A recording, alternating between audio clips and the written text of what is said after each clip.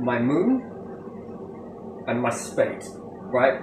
Size-wise, it's just for the point to prove, right? You know that drilling and digging into the moon is very difficult to do so, yes? With the lack of gravity, yeah? So you have to anchor things in. How do you anchor things in? When you exert pressure on a drill, how do you do that? Well, you have to apply a lot of force. Drilling into the side of something might be more easier than drilling downwards into something, right? Because it's like trying to push this into the apple, right? Yeah. It's almost now and impossible to do so, and even the spades are quite a challenge. Well, it's very big. Well, you slim it down.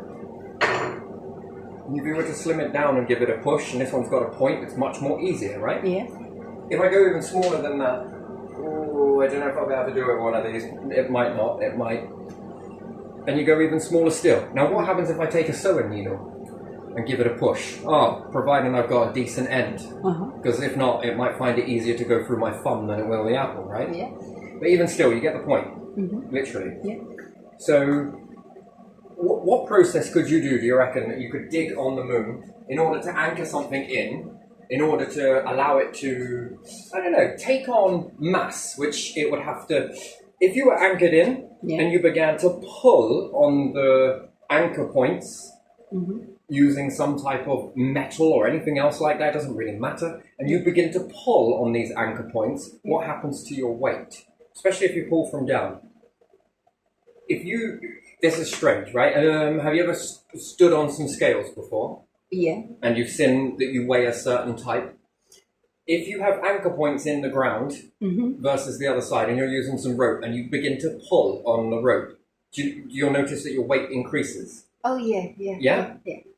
So with that in mind, that's what you need to achieve on the moon in order to be able to dig into it. And the more you're pressing with your item, you can really pull into the ground, and then you can artificially mimic mass or gravity. The gravitational pull, rather than it pulling on you, you pull on it, while it is pulling on you, you get a combined mass, yeah? But the thing is, how do you get those anchor points in?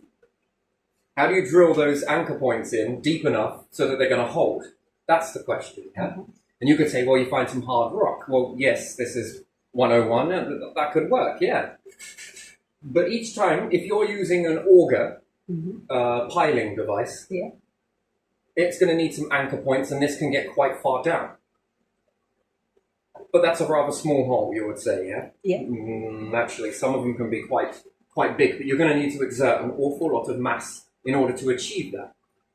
Well, then you could drop some things into that after you've pulled up your auger and everything else. You could then drop in some explosives into that, blow it up.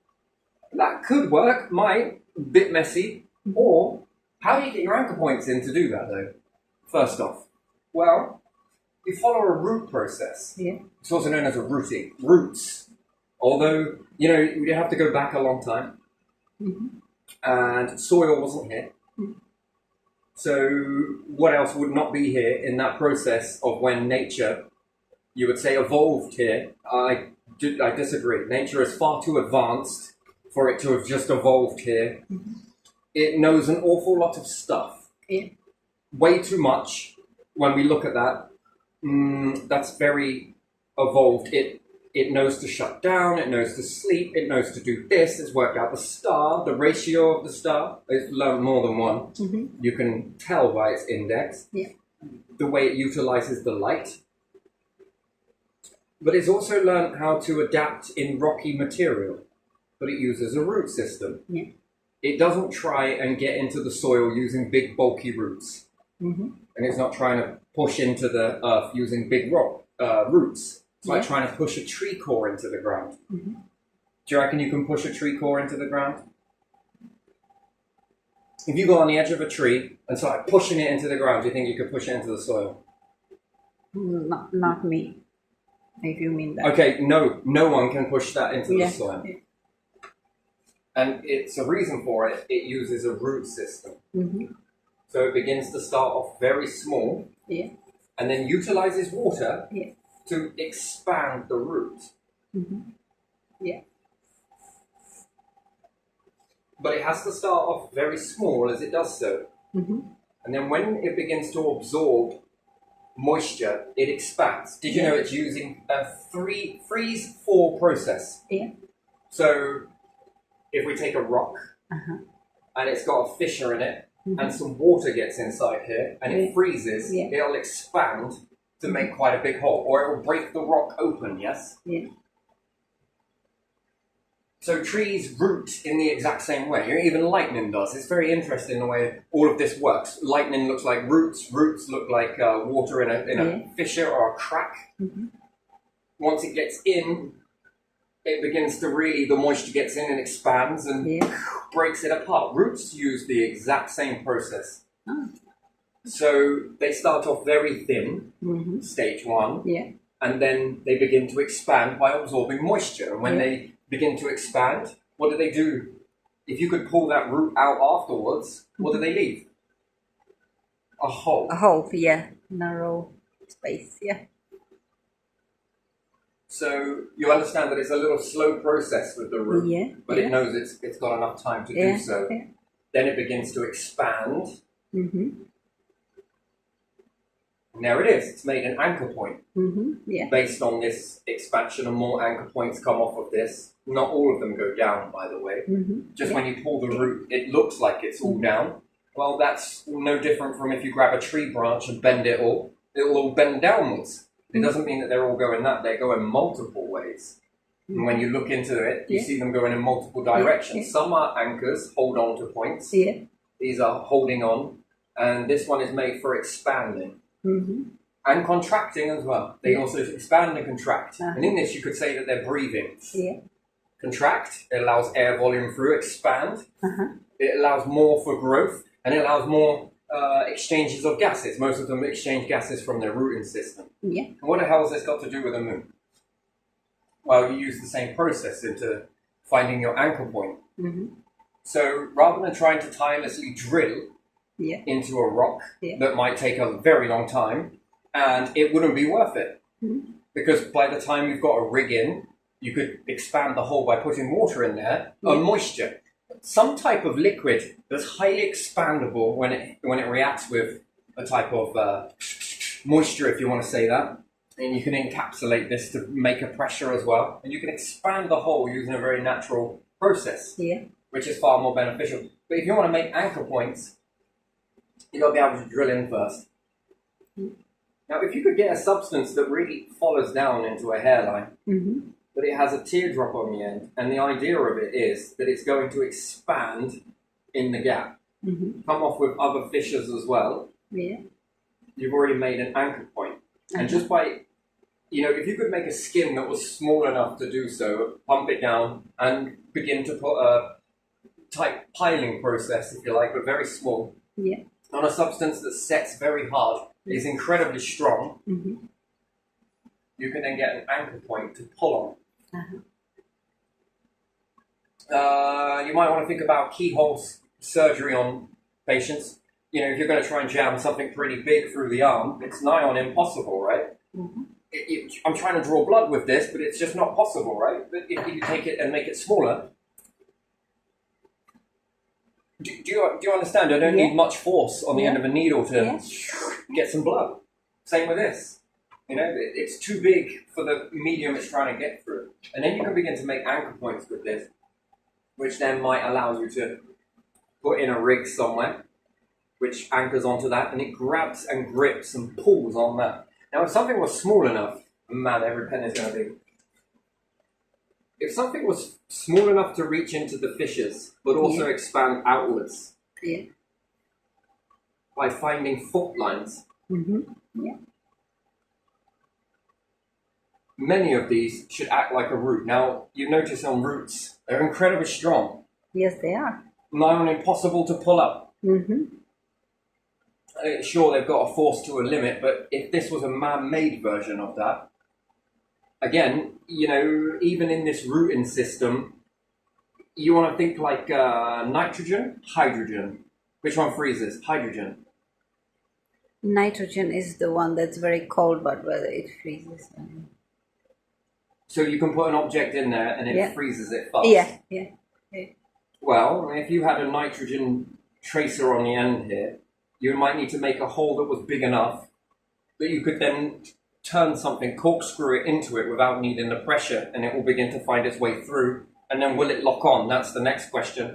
So we could say that nitrogen, what happens when nitrogen hits water?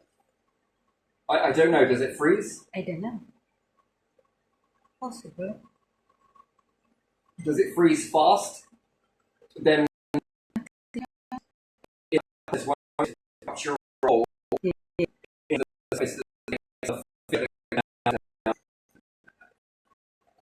It could be that this might move liquids or whatnot. It's possible. So again, can't science create something that doesn't separate like that? That's highly freezable. It's very strong and expands quite a bit. And then once this makes a tight hole or a valley at least, is there something that can be corkscrewed into that? You need less force on that, and will it anchor? That's the next question. Mm-hmm. And then can it spiral off at the ends into those fissures that it made? I mean, and then you've made an anchor point. I mean, it's a pain in the ass, but it beats, you're trying to dig with a shovel and it lifts you up. Yeah, that's not very practical, is it? So, and then can you corkscrew into that? But again, you're still going to need a large amount of weight on the end of that. The problem is taking the weight to the moon. To lift it on a rocket, that's a lot. Mm-hmm. That's a lot of it's a lot of fuel to even be able to lift this stuff. Now, maybe you could lift it each time you go to the International Space Station, but it's very expensive per fuel. Yeah. And how long it's going to need. You keep taking a block that keeps on adding up and accumulating that you then send to the moon. If it misses, that's a waste of fuel, If it was something that was very sleek, easy to do in this way, can you then begin to get anchor points? And the anchor points then allow you to get a rig in. Because it allows the pressure to push in this corkscrew in motion. And then can you begin to, find resources in this way? It's very challenging. You're so used to Earth, and we take it for granted for how big it is. And the moon being smaller, if we say. And then there's less gravity, and things don't respond the same way that they do here on Earth. And digging is one hell of a task. Yeah. So how many people do you need to be able to... It's not impossible, but, and walking is a mission, so bouncing become the next best thing. I mean, that would be not socially accepted on the Earth, right? You see people space jumping. Could be fun, but not accepted, yeah? Mm-hmm. And then you've got anchor points, and then you can make a bigger hole. Now, how you make this hole even wider, there can be explosives used. There could be, again, the same process, a liquid in that expands. And then you would need another way to heat it up. Yeah. Which you could use a magnifying glass, no clouds. How does that respond? Does it work the same way? Like, it's probably too cold, but if you use greenhouse effect, this stuff can work for you and in-house it in order to begin freezing that into a liquid. Then you can sup out the liquid. I don't know, not really sure. But there are many ways to achieve anchor points is what it is. But using a routing system is probably the best way. Mm-hmm. You sort of snake it in, but again, it would need to be able to then start to drop something in it. So it needs to be strong, but then it needs to also be able to be weak enough to expand within the gap and make the gap slightly more bigger. And then with the water or the type of process, if it fills into the end, and you can make it into a V shape, this already gives you somewhere. And if it has a pattern around the outside of it in this expansion, you might be able to compress it just enough. It's a smart way to do it, but it's not without its challenges. But the other way, the alternate, is not great either. But you need anchor points. Especially if you're going into a cave system. Yeah. And it's about yay deep into the, let's say the cave-in system is here. It's probably best if I start on something else because, anyway, you get the point for the anchors. You need anchors in order to artificially simulate gravity. Yeah. Because the machinery has been designed to work in Earth's gravity, and then we take it for granted because you live in it. But then when you go to try and apply that onto other planets. You know, if you were trying to do that on Jupiter, fucking hell, good luck even trying to pick it up. Good luck even trying to get it to spin. There's too much gravity, you know, you have to start working in counter. It's... Do you get what I mean? It's not as easy as say, let's go. You've got to be able to have processes that are going to allow you to work with that less gravity, less this. And then again, once you've mastered it, you can master others. You like eating that? I do. So, yeah, I'm going to use this piece because that's a bit twisted. I'll sort that out in a minute. If you have a cave, right, so you see wireless technology, let's draw a Tesla tower here. Yeah. Either or. Yay! Okay. You could possibly send wireless power. Again, you could crank it up. Yeah. I'm not sure how all electronics are going to work on that, but, you know, this could probably penetrate to a certain depth. It might not be enough to do so inside a cave, let's say. Yeah. You'll find a natural cave. That could work. Or you could tap into it by going this way, or you Christmas tree it. Bunch of solar panels followed by X amount of cable that reaches to a battery bank. That then, rather than powering lights, reaches over to another battery bank and CC, which will be a charge controller, and maybe an MPPT charge controller could be sat on here as well, which picks it up and just relays the current. You can use really thin wires to do this. And as long as you're not overly demanding current from it, you can send it quite far by doing this, by the way. This whole process from one to the other it's trickle charging. And if you're charging other batteries off of this battery, energy struggles to be sent really far, yes? Yeah. You need more energy to send energy. It will reach a point and then it starts to limp off a little bit. And then it will want to pull more on the demand, and then it just really doesn't work. You'll flat your batteries, sulfate, I don't know, lithium might help with that. But you can relay it like this, MPPT charge controller, as this process has been done. If you remember, we had the cable that went from one to the other. It just went for miles, to be honest. And when you put a battery on the other end of it, and all of this stuff was here, charge controller and battery, sending the power this way from here, actually from the battery to here, and then following it all the way down to another battery. This battery would deplete. Not deplete, sorry, it wasn't with a battery, it was without a battery to start with, and you've got the end of the cable, and if I were to put something on here and demand a load through here, it just really didn't work. But when I put it onto a charge controller into the panel socket, and then from there put it into the battery, and then from the battery utilize the object I wanted to, it was able to deal with the send ratio. For some reason that worked, but there wasn't, somewhere here was an MPPT charge controller. So that kind of halfway, I would say, took the power from here and just boosted it. The signal started to drop around here. So the appliance would work here really well, and then it would begin to almost not at all, or it would, but as soon as I went to demand anything from it, whether it be a motor or a water pump, when you turned it on without water, it would run. With water, it just really didn't, it struggled. Then there, I put the MPPT and then continued on the course over to a charge controller or directly to a battery worked just as well. And then I took the load from here, and this one began depleting at the same ratio as this one, and it began sending current from, let's say, solar panels, if you've got that. Do you get how you can send power from solar panels, and it can Now, I only assume that if I repeat this process again, it should go further and further and further. If I put this one too close to here, it cooked my charge controller. It melted it, so I had to get another.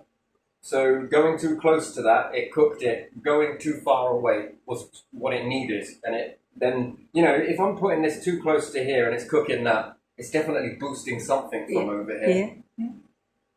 So to repeat this process, I can get very deep into a cave on the moon just by using a grid of solar panels. I mean, they're fucking cheap anyway, aren't they, these days? Bulking it up from here if you would really need that many. And then you can get into the cave system from this process, follow the process. And then you could have remote control bots on here, whatever you need. You know, you could put robots, but it would seem pointless. You want to be scouting first.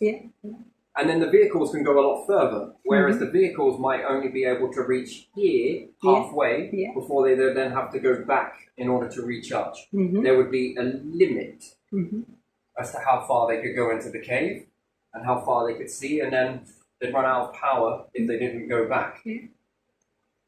So, if you made this whole module A, follow the process so the remote control vehicle follows the cable, or this whole remote control platform moves, dropping these off as it's rolling down, dropping these off, and the platform is connected to the cable, which you could say an extension cable, right?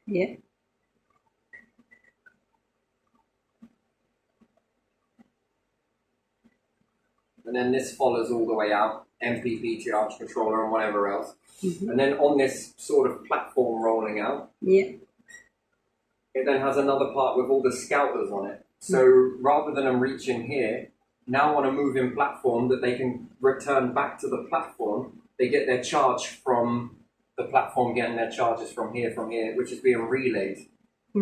It's a bit like Transformers, really. They're just boosting up the signal. You're trying to boost it when it drops, just to increase it, to throw it further. And then the bots can scout, you know, this distance away from here. And they only need to get back to here.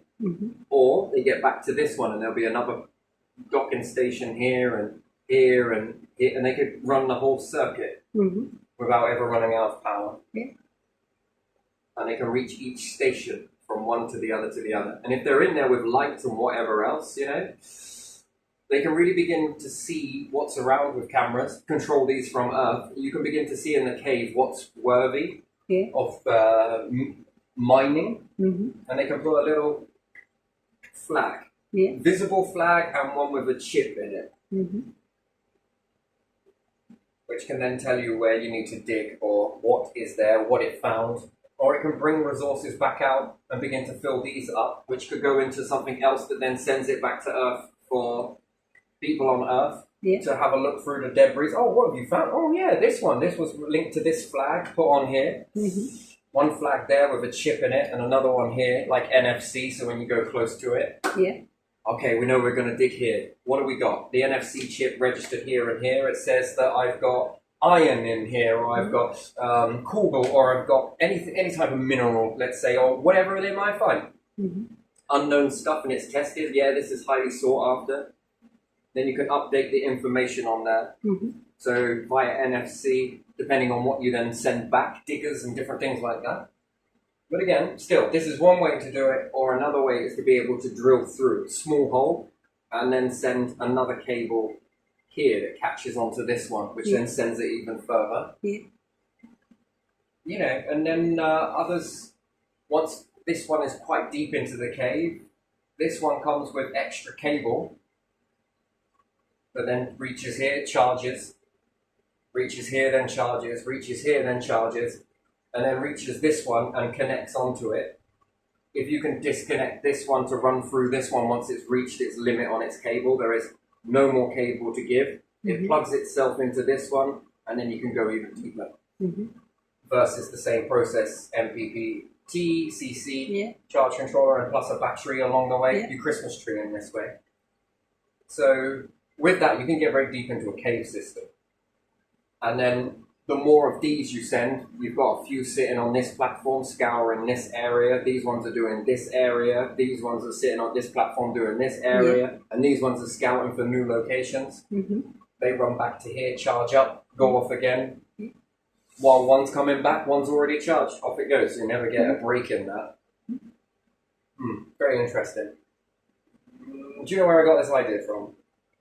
Which I have not spoke about it, but I'm going to, because why not? Fuck it. Let's go. I don't know whether to make this onto another one, to be honest.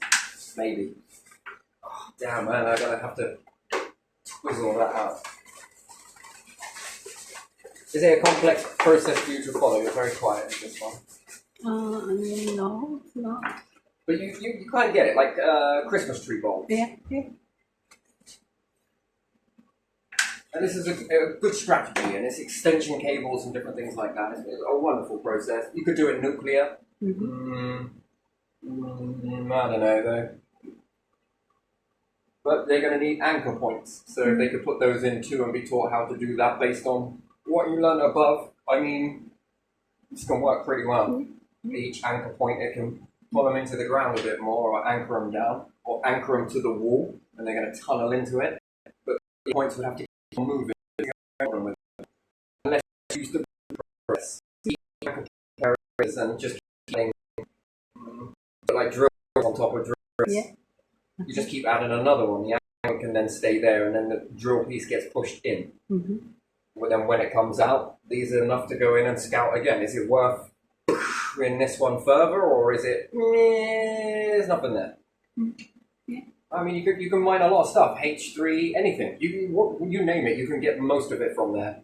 It's Earth's closest partner, so therefore meteorites that have hit the Earth, some have hit there. Some of the shit that's hit the Earth has also bounced back up as well. You got to remember that it's not all one way into the Earth. This stuff that flies up doesn't just sit pretty around the Earth. Yeah, it flies all directions. Yeah, some of it rains back down after a while. Some of it will go towards the equator and rain back down more there. So that's interesting. So you get little pieces from wherever. This moves minerals as well around the Earth. Crazy, isn't it? Think about it. A meteorite that hits, blows some up, vaporizes some, throws some out. This goes down towards the equator, and then these rings start to bash into each other. Some of it is flown out. Some of it hits into Mars if it's in the right place. Some of it goes into the sun. Minimal, but still. And most of it hits into the moon. So you've got a lot of... Makes the crown process. Anyway, so where was I going with this? So cave diving, yeah? Or people going into caves, yeah? Some of these really deep cave systems. And some people take satellite phones and different things like that. Well, the same process on Earth, although it is more easier to achieve, is running the same relay system throughout the cave system. And what could this do? Well, you could have the same process.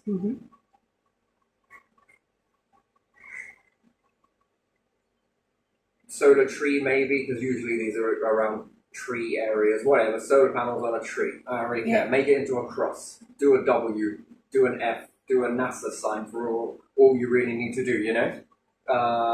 These are solar panels on this tree, yeah? Anyway, this puts in some power into the same process. If I just put MP and CC plus battery, these sit on the wall. You can power lights in this, but that would be a waste of time unless they were sensor lights. But what's more, you could also put torches on here. They're also connected there. The only way that would work is if these torches had a special mechanism in them that the charge only works on these to stop people having off with them. Yeah? I mean, it's not completely fail-safe. But another one would be to put a mobile phone hidden. But this is a different type of mobile phone, yeah? This mobile phone works with, it's part hub.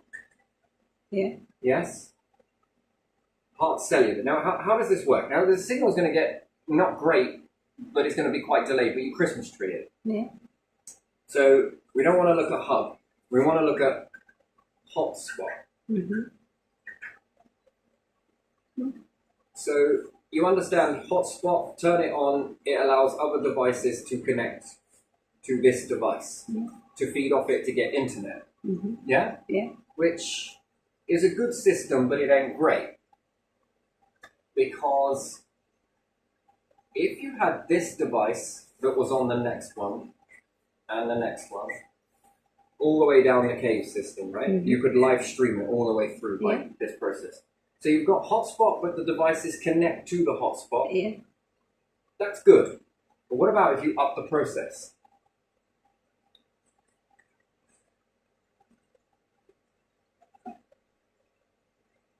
So you've got part of the phone is, let's say, it will be a type of device. It wouldn't be a phone per se. A hotspot that is capable of allowing other phones that are strategically placed here and here and here. And what you're going to do in this way, there will be another one here, is this one connects to this one. This one is receiving data from wherever. Yes, it's receiving an internet signal in. Yeah. This one connects to this one, which then connects to this one, which then connects to this one, which then connects to this one. This one doesn't have internet. It's getting its internet from this one, which is then getting it from this one, which is then getting it from this one, which is then getting it from this one, which then gets it from a mast nearby. Now, this can allow other devices to connect to it and get internet, but when the person walks to this one, it'll never lose range, you see? Yeah. Because when this one reaches out of range or starts to dip down, this one catches you. But it's connected through the same, now it's just going further, yes? Do you understand? So each time the person ventures off into the cave, they are connected. they're always going to be connected. So if anything goes very bad, they can make a quick call, send us coordinates. It will know that it's connected to this one, which will travel through here, which then hits into this one. Now, how perfect that will be, I don't know. So you take your phone has hotspot. You can connect to it. But what you can't do is take this other phone and open up hotspot on this one. This is the type of process. So it'll need dual. It's going to need a dual connection. So it needs to be two phones in one in order for that to work, but they've got to both connect to the same one. Do you get the process? Yeah. So it's capable of... If I took this phone and you give me hotspot, I can also give hotspot to another one. Yes, I understand. And then the other one is capable of taking this signal and also giving hotspot to the other devices that are in the cave. This allows you to get internet into space, by the way, and on the moon quite easily. You can use the same process if you think about it. Now, how great that is going to be, I don't know. That's the next thing. It would be a blueprint, a start, and then you work on it to try and make it more and more better. And then anything that follows the path nearby. If these are phones that are geosynchronized orbit all the way to the moon, let's say, I know the moon is, let's say, but whatever. Let's say if you were to follow that path where they're all in that position, you should be able to always connect into the, and whether that relays all the way back or not, or it waxes out, it shouldn't do.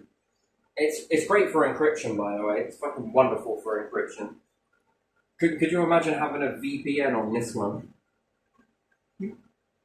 And then a VPN on this one, which then has to go through this one, which is then this one and this one and this one and then this one before it goes out. Man, you multiple scramble that. It's a flaw because you could just tap into this one. Yeah, do you get what I mean? So it doesn't really work. But you know, that dual layer, interesting. But even still, people that were walking through, and then this is connected to the charge controllers. Plus, you've got the MPs in there. MPPT, which pushes the power signal further as well. Then off of that, it's got a battery which then keeps the phone quite nice and charged, and it will take X amount of hours for it to dim this device, let's say. You want to keep this one 24, and this one will be a constant power 24. And what's more, if you've got torches that will give you enough power to light your way until you reach this one, and then you put this one connect it to here, and it will charge, and then you take another one from here, same here, same here, same here, same here, and then when it's time to come back again, you move the torches back, and then you can get out of the cave. So you've always got light. In emergency situations, this might prove to be something that's quite good, but it prepares you for the moon, maybe, or it prepares you for space. In one way or another, internet is piss poor when it comes to... I think the International Space Station have only just got the internet, haven't they, within the last few years? I think it's quite a new thing on it. You can use satellites to do this, and in space they can be charged via solar panels. I mean, you don't need very much. If this Christmas tree in effect works from one hotspot to Wi-Fi, that then give more hotspot to Wi-Fi, could you imagine being able to live stream it all the way through? I mean, that would be a weird thing, wouldn't it? Yeah. You know, perhaps some sort of geologists are a bit claustrophobic, maybe, and don't want to go down there, but from the data that you get while being in there, if not, the cavers have to use a limited amount of data. Sometimes they fill it all up very quickly. And where do you draw the line in that versus a shit ton of memory cards? You got to drag down fucking computers, right? And they're going to last on a certain amount of power, and then you want to make the quality really good. And the quality being really good means more detailed analysis of the cave, right? Which is, again, pain in the arse, really. But if you didn't need any memory cards, you can just send this off through this process, which, if it works, even if it has to send it to this one, which then sends it to this one. I mean, if you thought about it in another way, if it had a YouTube on each one that sent to the other, to the other, to the other, and rather than it connecting to the net, it just basically sends the data from one device to the other, to the other, to the other, and then up to this one, and then into your account, or wherever it is you're going to put it. It takes it from your device. Can you charge your device as you go through? Maybe. You're going to have to stop and rest at some point. I mean, it could be a good time to recharge your stuff. And then, how much would that cost for you? I mean, would you ever want to go caving in something like that? You just got to take your gear. Torches and stuff like that? They're already provided, but for a fee. Any troubles? Just give us a ding-dong, you know? Which can then help to trace your location to how far away you are from this one. What the difficulty is, and then the path you can traverse to get there to rescue someone. I mean, I think a lot of these cave accidents happen because there's a lack of power. So it's got to start somewhere. You know, you could say wireless technology or wireless power, but again, it can be quite toxic. But in an emergency situation, is it going to do that much damage that it turns on in order to give rescuers the best shot at... I don't know, maybe not. I was thinking about this in diving, if you were to put this in a waterproof version. Yeah, it's a lot of cable, but I found that you could thin the cable down. Didn't need it terribly thick. I was moving 12 volts through phone cable, and it didn't fry once. And I was highly demanding it as well. But just by having a relay, you take the burden off the line. Therefore, it means that you can do it cheaper. I've never had a fry in that. Like, I remember using 240-50 meter extension cable plus another, and the whole thing heated up and blew red. So, for some reason, it didn't shut off, but it... And there was a very weird smell to that. So, but it was an experiment. It was expected to happen anyway. So this, we're not talking 240 volts, but we are talking quite a high amount of current. And I think I got up to around 40, give or take, but 12 is where I sat at. How many amps that was, I can't really remember. I think it was something like a car battery equivalent. So whatever that amp ratio is. I don't remember it now. I looked it up once, saw what I needed, got it, did this. And then you can Christmas tree it. You take the load, the stress off of the wire, and then you're just basically triple charging the battery to stop it from depleting. It never runs empty. And what you'll find is this one stays bulked, and these ones sort of dip, but they peak. They peak at this dipping. So, and there's not a high demand on it. So, if I can get this done with phone cable, and that is, I was just taking the piss because I heard that you couldn't send very much voltage through there, which you can't under most circumstances. But this one, yeah, I could. Yeah, I really could. I could send quite a bit just to get it to relay. And I think it's the capacitors that are in it. And the way it picks it up and throws the current through, and this takes the load off of it as well. Because it's taking it from here, which is built up in this part. And it's meant that I can get more power to certain areas on ridiculously long cable, and it was super fucking thin as well. That's what we call cheap. I like cheap. Like, not always, but it pushes the boundaries, right? All the other way was far too expensive and unrealistic for the project I needed it for anyway, and plus it was just an experiment, and it turned out to work and last for, I put this through its tests paces in, I really pushed this through its limits. Outside, not inside, obviously. Fucking hell. Whoa. I wasn't testing that yet. No. It needs to be outside first. Because there was a chance that it could cook. So yeah, this process works really well. But now, whether you can send 5 volts through that, which I imagine you can, because you can do 12, so 12 from that, and the phone isn't going to be demanding terribly much from it. There will be a limit, I'm sure, on a thin cable like that. So, but you can always get it thicker as you go, thinner as you go. Either or. Didn't have much of a chance to test that one out. So, if you're talking handheld lights, they're not all going to be charging at the same time. By the time one's charging, you're depleting another. Then that means you're moving away to the next one. By the time you've rested that one and took that, what's it sending? Current to all the hotspot devices from one to the other?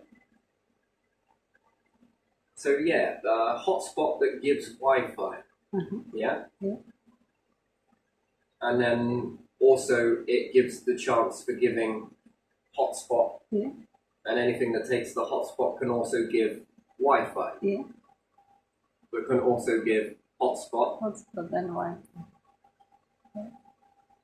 You see, at the moment I found it, if you give me hotspot, I can take Wi-Fi, but I can't give hotspot through that Wi-Fi that come off of yours. So I would need to play around with the technology, and I believe I could do it, but I just don't see what would be the point in doing that. And then how many could I go through before it starts lagging? Does it improve it? Does it give it stability? Will it, and then rather than having multiple connect to yours, you can have one connect to yours, which is this one, and then I can give it to another one, and then does it turn off the heat? Because the more devices, the more heat.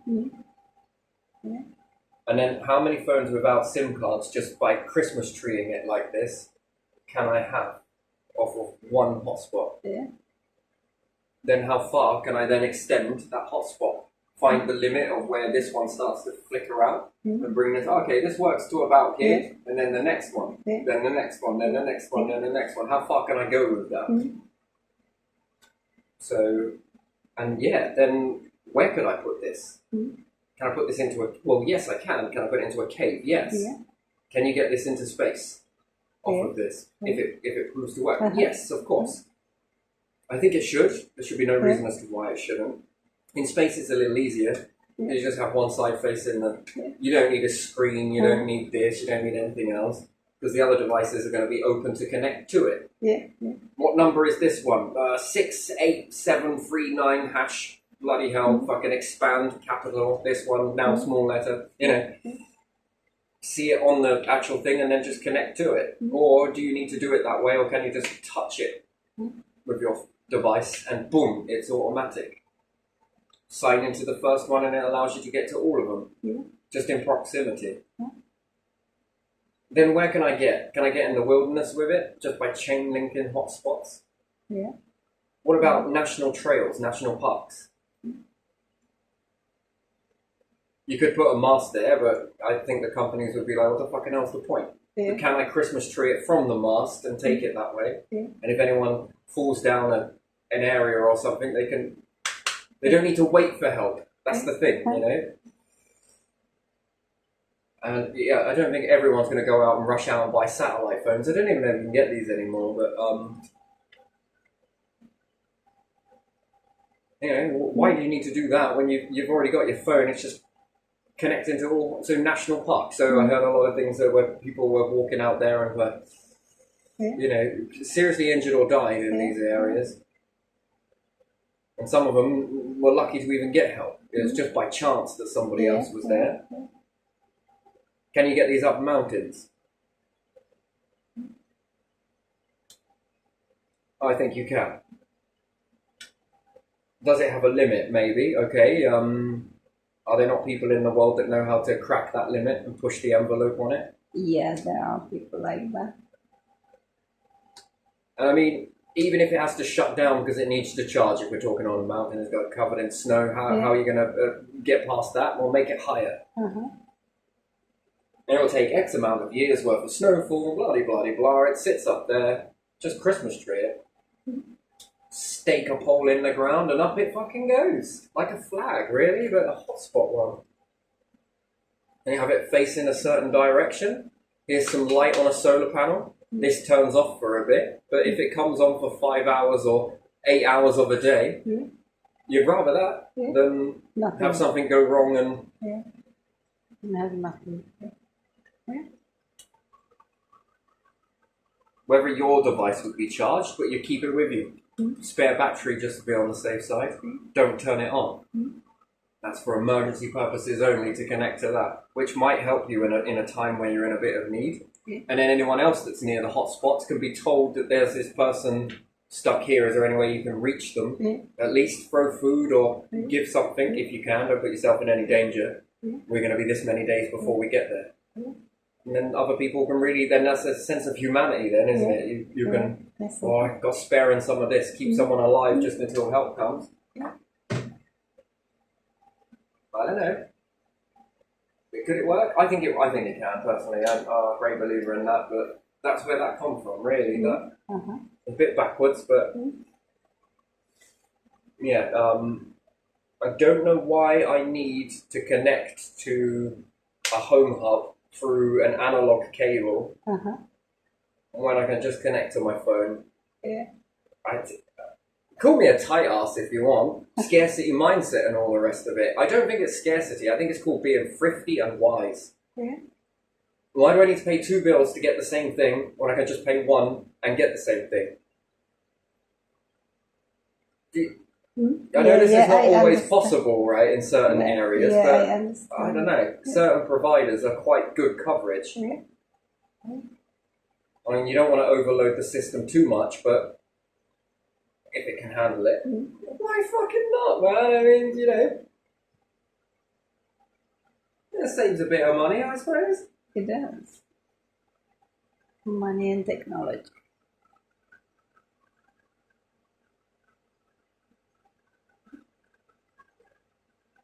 One thing I find really strange, right, where you can get Wi-Fi calling. But if I'm going through hotspot, I can still get Wi-Fi calling. I was like, okay, fair enough. So I got one really good SIM, and then another one that is just bollocks, right? It is. It never connects to anything. I gotta be like this close to the frickin' mast. Oh, I give it a fucking internet connection, and it's like, oh, Wi-Fi calling. Look, I can boost your SIM. Wow, I can talk to no one.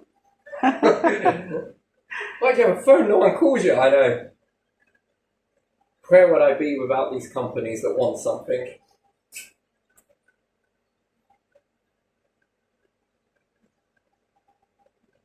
But yeah, there you are. So yeah, that's been an interesting one, hasn't it? Yeah. Still wasn't what I want to talk about. But I'm going to leave it like that because that was good enough. I like that. Okay.